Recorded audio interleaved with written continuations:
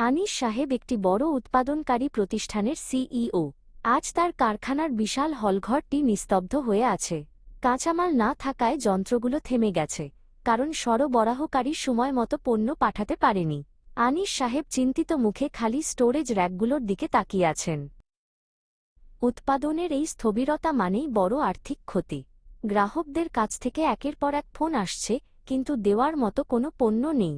আনিস সাহেব বুঝতে পারলেন যে শুধুমাত্র অনুমানের ওপর ভিত্তি করে কাঁচামাল মজুত করা আর নিরাপদ নয়। তার দরকার এক সঠিক গাণিতিক সমাধান।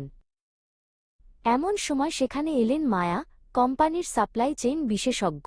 তিনি আনিস সাহেবকে আশ্বস্ত করে বললেন, আমাদের কেবল কাঁচামাল থাকলেই হবে না, আমাদের প্রয়োজন সেফটি স্টক।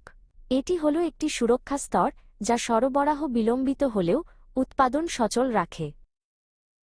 মায়া একটি ডিজিটাল বোর্ডে সেফটি স্টকের ধারণাটি ব্যাখ্যা করতে শুরু করলেন।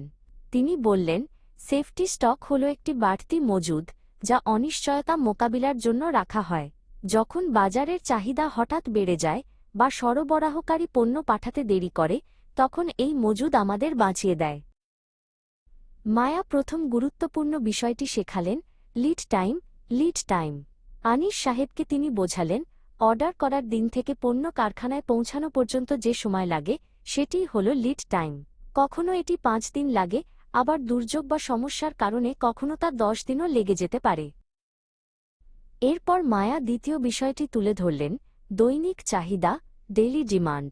তিনি ডাটা বিশ্লেষণ করে দেখালেন যে প্রতিদিন কারখানায় ঠিক কতটুকু কাঁচামাল প্রয়োজন হয়।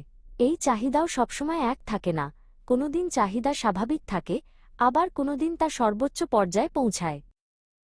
এবার মায়া সেই জাদুকরী সূত্রটি বোর্ডে লিখলেন, যা সেফটি স্টক নির্ণয় করে।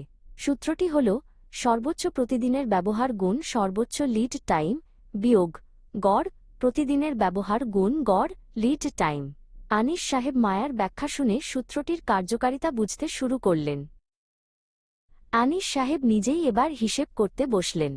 তিনি দেখলেন, তার কারখানার গড় লিড টাইম 7 দিন হলেও মাঝে মাঝে তা 12 দিন পর্যন্ত হয়ে যায়।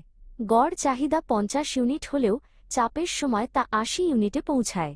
তিনি দ্রুত ক্যালকুলেটর চালিয়ে নিজের প্রয়োজনীয় সেফটি স্টকের পরিমাণ বের করে ফেললেন। মায়া তাকে আরেকটি গুরুত্বপূর্ণ ধাপ মনে করিয়ে দিলেন, রি-অর্ডার পয়েন্ট। যখন মজুত পণ্য নির্দিষ্ট একটি স্তরে নেমে আসবে, তখনই নতুন অর্ডার করতে হবে। এতে করে সেফটি স্টকে হাত দেওয়ার আগেই নতুন মালামাল চলে আসবে। আনিস সাহেব এই নতুন সিস্টেমে মুগ্ধ হলেন। কয়েক সপ্তাহ পর আনিস সাহেবের কারখানা আবার প্রাণবন্ত হয়ে উঠেছে। যন্ত্রের আওয়াজে চারপাশ মুখরিত। এখন আর কাঁচামালের অভাব নেই, কারণ গণিতের শক্তিতে আনিস সাহেব তার সাপ্লাই চেইনকে সুরক্ষিত করেছেন। তিনি এখন কেবল একজন সিইও নন, একজন কৌশলী ও সফল নেতা।